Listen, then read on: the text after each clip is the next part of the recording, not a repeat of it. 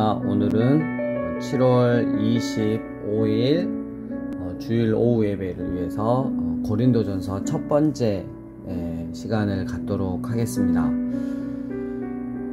이 고린도 교회는 아주 좋은 교회고 복받은 교회라고 여길 만한 자랑거리들이 굉장히 많았습니다. 그들은 초대교회 좋은 지도자들에게서 복음을 듣고 배웠습니다.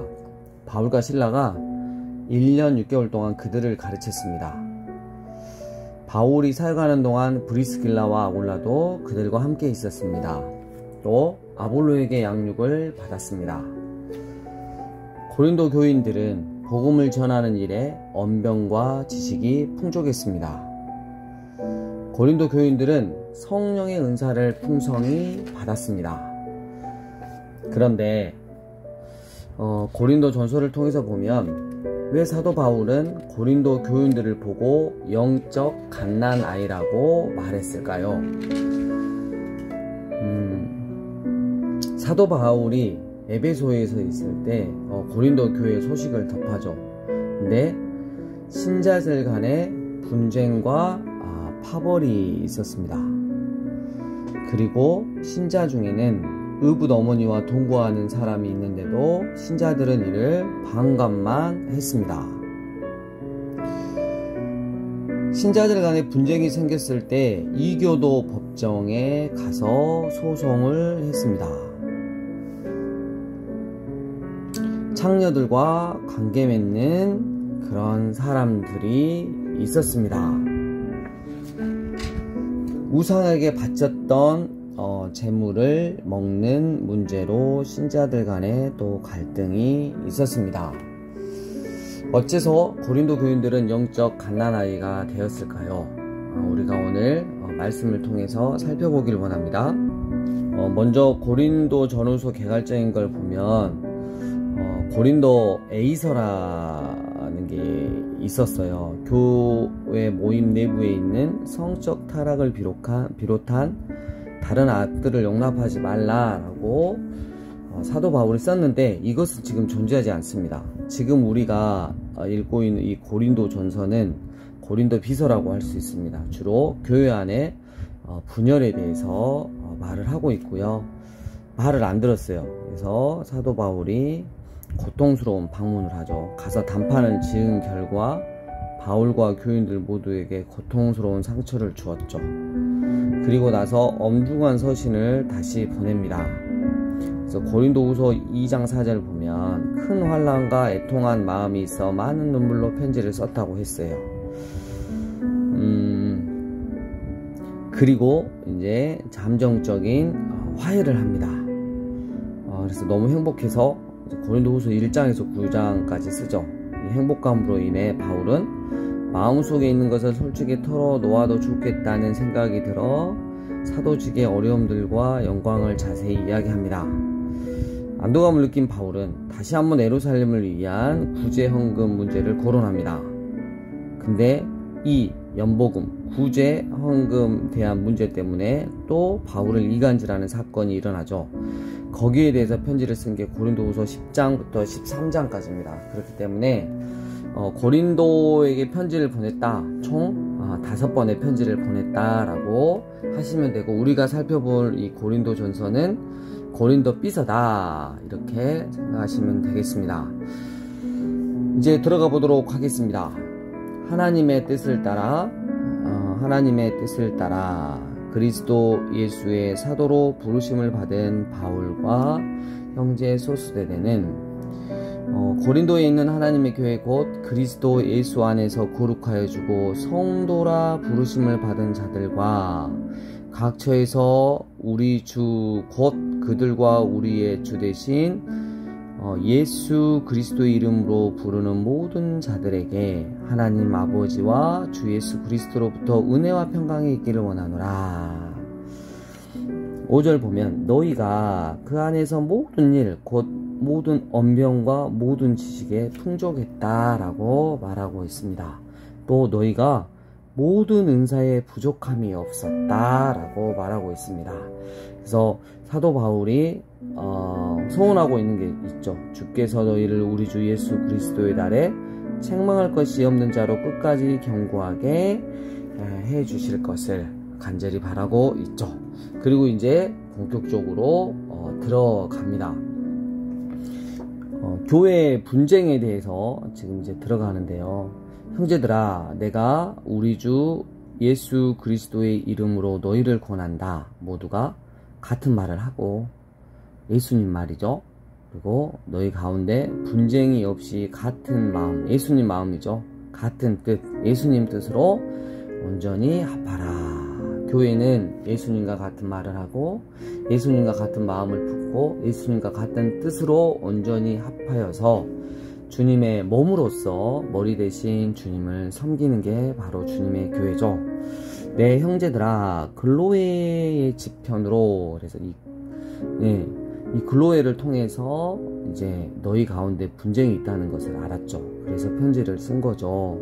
근데 너희가 각각 말하는데 11절, 나는 바울파고 나는 아볼로파고 나는 게바 베드로파고 나는 그리스도에게 속한 자다 하는데 13절, 그리스도께서 어찌 나뉘었느냐, 그리스도께서 어찌 나뉘었느냐, 바울이 너희를 위하여 십자가에 못 박혔으며 바울의 이름으로 너희가 세례를 받았느냐 라고 책망을 하고 있습니다. 그러면서 예수님께서 나를 보내심은 세례를 베풀게 하려 하심이 아니라 오직 복음을 전하게 하려 하심이로되 말의 지혜로 하지 아니함은 그리스도의 십자가가 헛되지 않게 하려 함이라 이랬어요. 교회는, 특히 주님의 교회라고 자부하는 교회는 언제든 예수님만 드러나야 합니다. 그 교회에 목사님이 드러나도 안 되고요. 그 교회에 다니고 있는 사회적으로 지위가 높은 사람이 드러나도 안 되는 것입니다. 이 십자가의 도에서 사도 바울은 말합니다. 멸망하는 자들에게는 미련한 것이지만 구원을 받는 우리에게는 하나님의 능력이다. 오직 십자가의 도만 우리에게 있어야 할 것이다. 21절을 보면 하나님의 지혜에 있어서는 이 세상이 자기 지혜로 하나님을 알지 못하므로 하나님께서 전도에 미련한 것으로 믿는 자들을 구원하시기를 기뻐하셨다.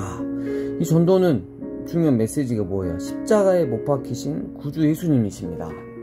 우리의 죄를 대신 지고 십자가에 못 박히셔서 죄값을 치르시고 우리의 죄된 자아를 함께 죽이시고 예수 생명, 새 생명으로 부활되는, 다시 사는, 하나님의 자녀로 사는 그 엄청난 구원, 그 십자가의 도, 이게 바로 전도입니다. 유대인은 22절 표적을 구해요. 뭔가 기적을 구해요. 그리고 헬라인은 지혜를 찾아요. 여러분, 어떤 표적을 구하고 어떤 지식적인 만족을 찾아주는 게 과연 교회입니까? 이들의 이들을 만족시켜주는 게 과연 교회냐 이거예요. 아니라는 거죠. 우리는 십자가에 못 박힌 그리스도 예수를 전하니 이랬어요. 세상 사람들에게 거리끼는 것이고 미련한 것이 될 수 있지만 우리는 오직 십자가에 못 박히신 예수님을 전하고 그 예수님의 뜻에 순종하여 살아가는 거예요.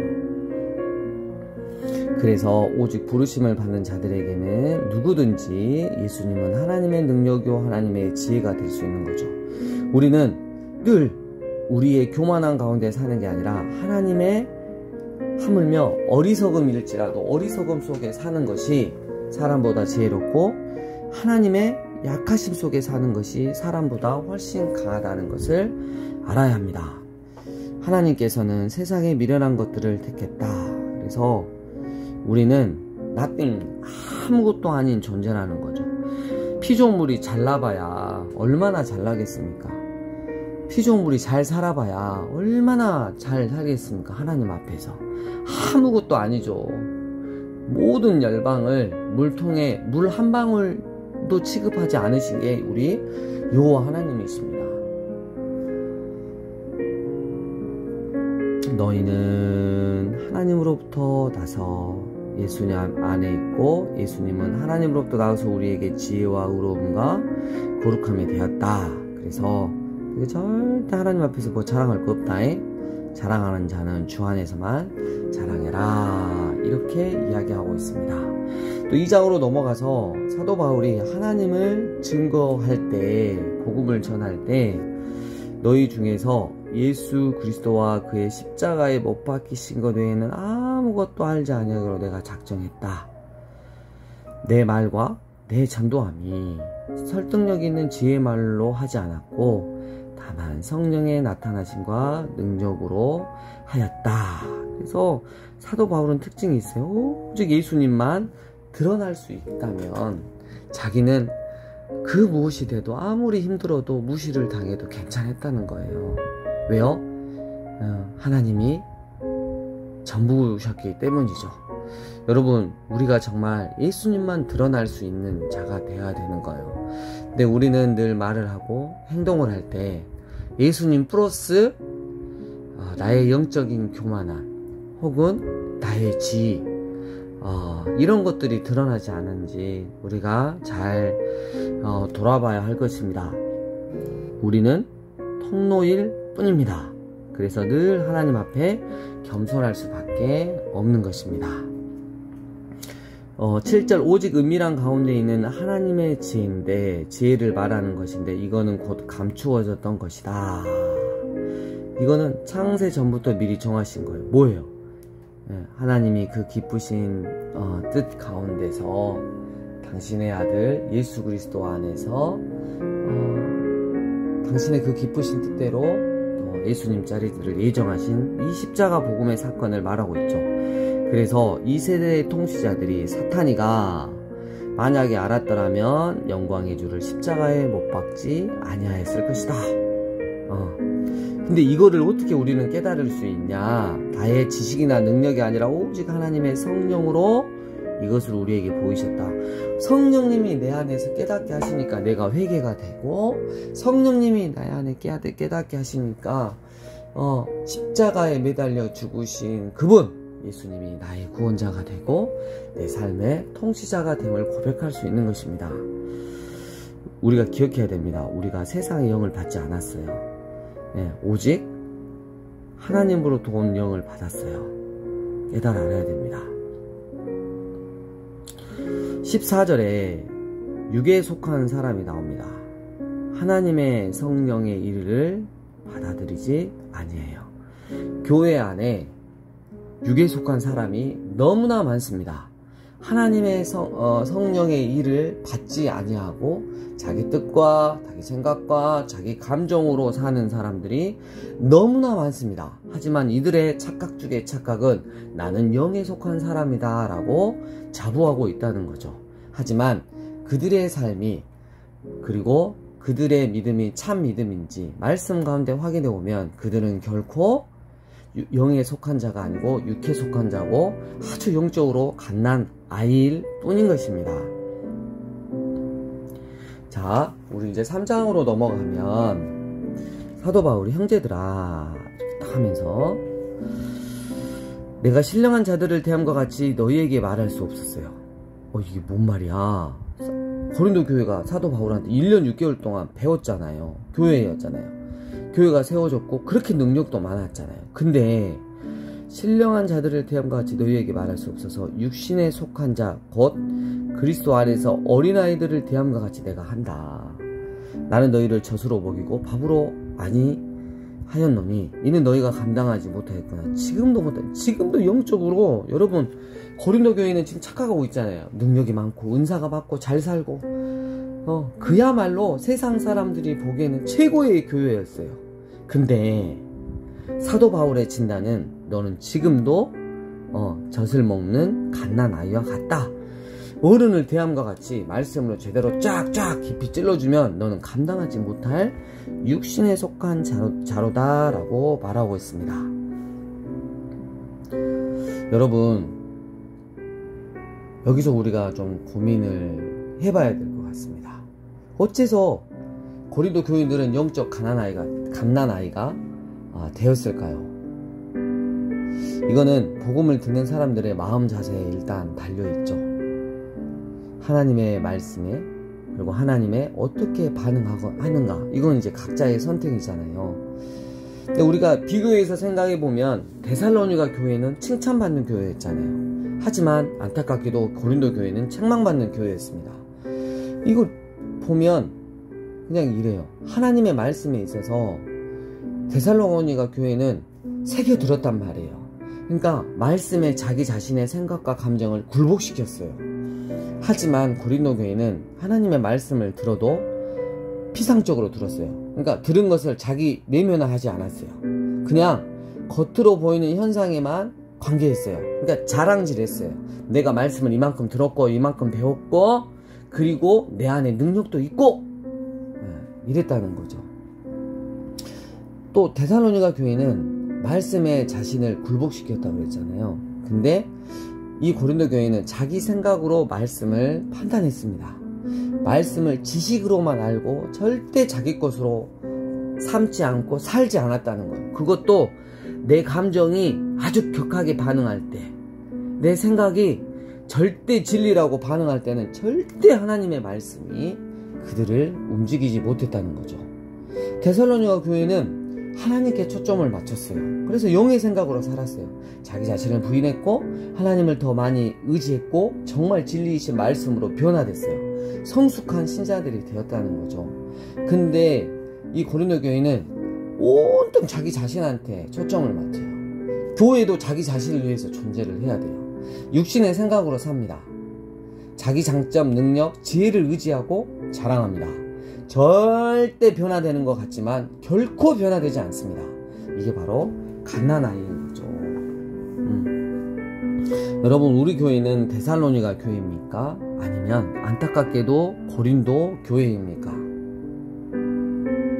정말 말씀 가운데 많이 반성을 했으면 좋겠어요. 육신에 속한 자, 영적 갓난아이. 여러분, 우리가 이런 교회 되지 말고 이런 교인들, 이런 신자들 되지 맙시다. 교회에만 왔다 갔다 하는 교인이 되는 게 아니라 예수님을 구원자와 그리고 내 삶을 통치하는 주님으로 모시는 하나님의 자녀가 돼야 되는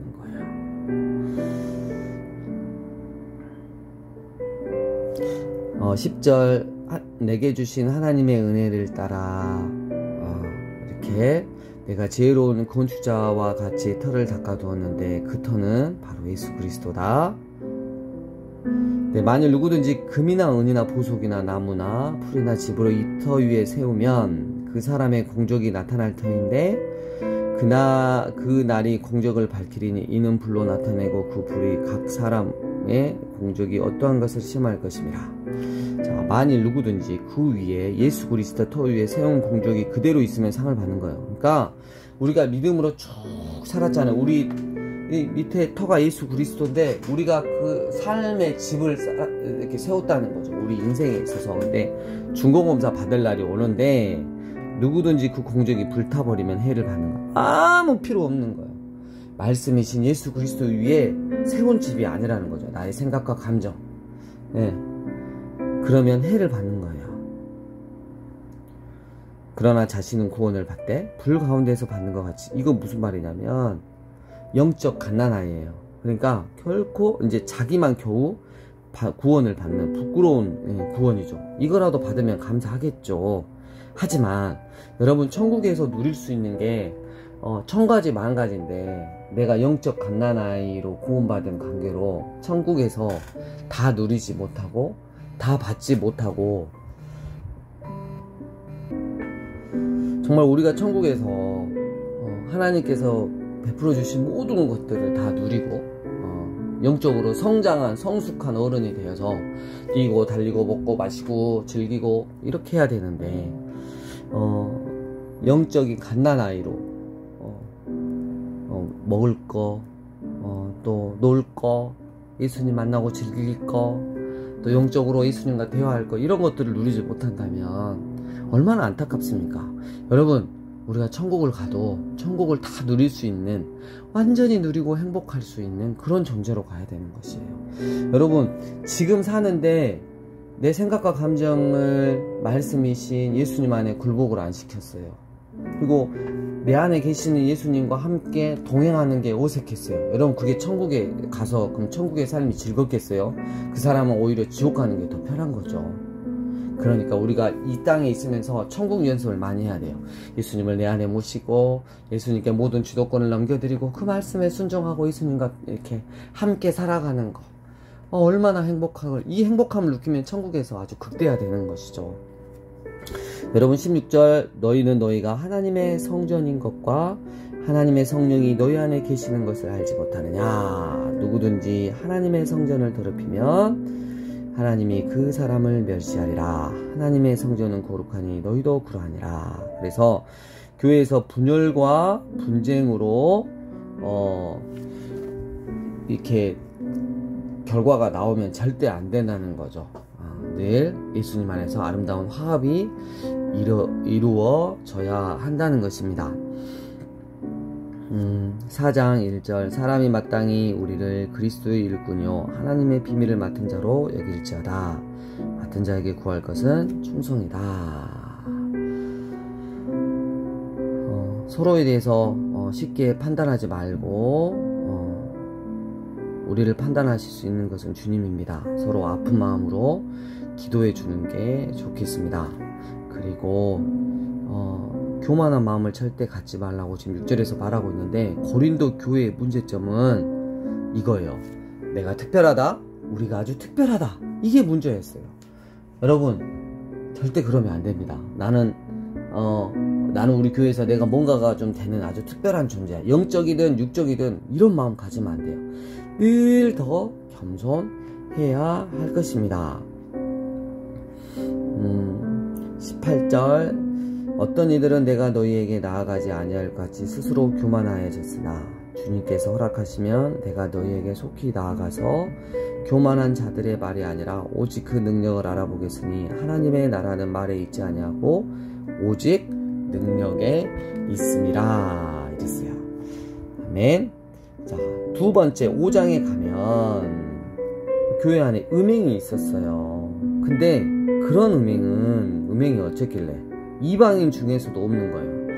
누가 그 아버지의 아들을 취하겠냐 이거예요. 근데 이거를 교회가 어찌 통하는 여기냐 아니하고 그 일을 행한 자를 너희 중에서 쫓아내지 아니하느냐, 이게 문제예요.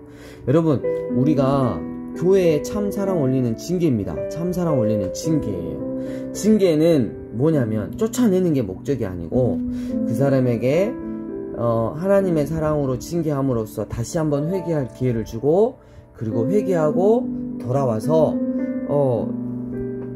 하나님의 그 사랑과 은혜와 말씀 가운데 거할 수 있도록 해준 게 징계입니다. 교회는 징계가, 가정에서는 부모님이 자녀를 징계함이 없어지면 오냐오냐 키우면 개판 5분 전이 됩니다. 자, 글을 보세요. 주 예수의 날에 구원을 받게 하려 합니다. 교회는 여러분 절대 죄가 꿈틀꿈틀 거려서는 안 됩니다. 그래서 죄에 대해서는 단호해야 되지만 그 사람이 회개하고 돌아올 수 있는 문을 또 열어주어야 하는 것입니다. 10장에 보면 이 세상에 음행하는 자들이나 탐하는 자들이나 속여 빼앗는 자들이라 우상 숭배하는 자들을 도무지 사귀지 말라 하는 것이 아니니 만일 그리하려면 너희가 세상 밖으로 나아가야 할 것이라. 이게 있어요. 그러니까 여러분, 우리가 세상에 나가면 별의별 사람이 다 있잖아요. 사귀지 말라는 게 아니에요. 구별된 삶을 살아는 거죠. 세상과 구별이 돼서 살아라. 그들과 섞여서 그들과 똑같이 살아는 게 아니에요. 자, 이제 내가 너희에게 쓴 것은 만일 어떤 형제라 일컫는 자가 음행하거나 탐욕을 부리거나 우상 숭배를 하거나 모욕하거나 술 취하거나 속여 빼앗거든 사귀지도 말고 그런 자들과는 함께 먹지도 말라. 그러니까 악을 행하는 자들과는 어울리지 말라는 거예요. 이거는 교회 안에서의 거룩한 삶입니다. 다시 한번 말씀드리지만 우리가 세상 가운데 별의별 사람, 우상을 숭배하는 사람, 음행하는 사람, 세상 가운데 푹 빠져 사는 사람 많아요.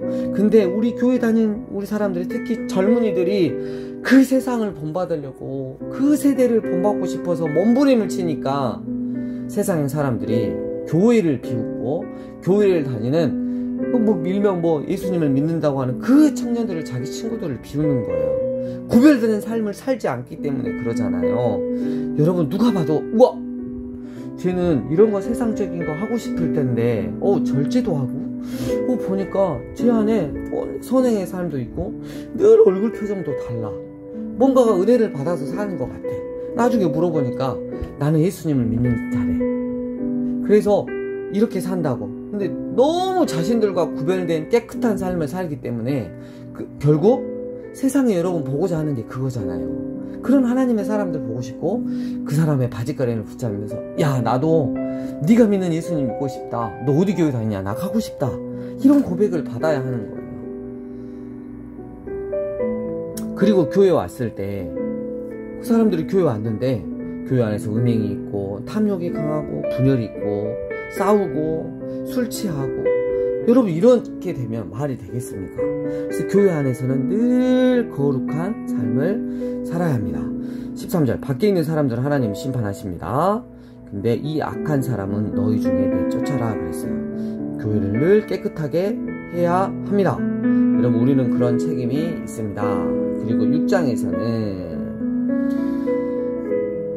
다툼이 있었어요. 근데 세상도 너희에게 나중에 판단을 받는데 어떻게 세상 복종으로 가냐 이거예요. 그래서 너희가 7절 피차 고발함으로 너희 가운데 이미 뚜렷한 호분이 있느니 차라리 이거예요. 불의를 당한 것이 낫지 아니하며 차라리 속는 것이 낫지 않냐. 내 이익에 관련돼서 내가 어떤 피해를 당했을 때예요. 여러분 어떤 이제 법으로 세상 법으로 정확하게 판결을 내줘야 될 때도 있지만 내 이익과 관련되는 것 때문에 이 세상의 판단을 받고자 하면 차라리 그냥 불의를 당하고 차라리 속는 것이 더 낫다라고 지금 말하고 있습니다.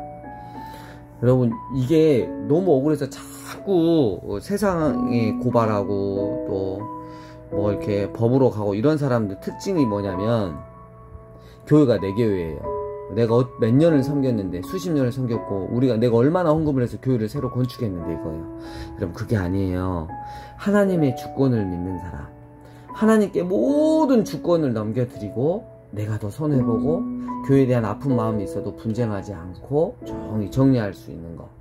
여러분 왜? 하나님께서 하나님의 교회이기 때문에 하나님의 때 하나님의 방법으로 하실 걸 믿고 하나님한테 넘겨드리는 거예요. 여러분 하나님의 절대 주권을 믿으셔야 되는 거예요. 여러분 지금 우리가 마지막 시대를 막 가고 있다라고도 말을 할 수 있겠는데 그러잖아요.